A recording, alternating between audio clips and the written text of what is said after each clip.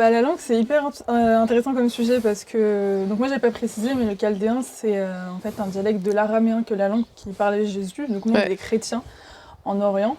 En fait, non, j'ai pas appris ma langue, donc ça c'est un gros sujet. Et je pense qu'il y a beaucoup de personnes descendantes d'immigrés, etc., qui vont se reconnaître, se reconnaître dans la frustration.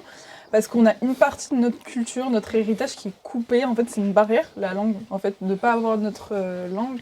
Et donc, quand j'ai eu l'occasion d'aller en Irak dernièrement, c'est vrai que j'ai de la chance parce que certains de mes cousins jeunes parlent en anglais, mais sinon, et encore très peu. Ouais. Mais par contre, mes oncles, etc., pas du tout. Donc, l'amour est là, mais l'échange n'est pas possible. Même avec mes grands-parents qui étaient en France, pour certains, ceux du côté de ma mère, il n'y a jamais eu de relation, j'ai jamais eu cette chance d'avoir vraiment une connexion avec ma culture, mes origines, de par la langue. Il y a d'autres choses, bien sûr, dans la culture, il y a la nourriture, il y a la musique, etc.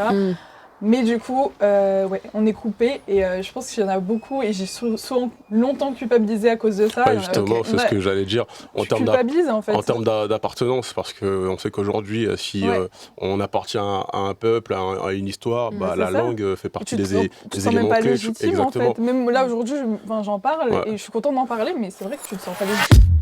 Hello la Sonobase et bienvenue dans ce nouvel épisode du Mouvement.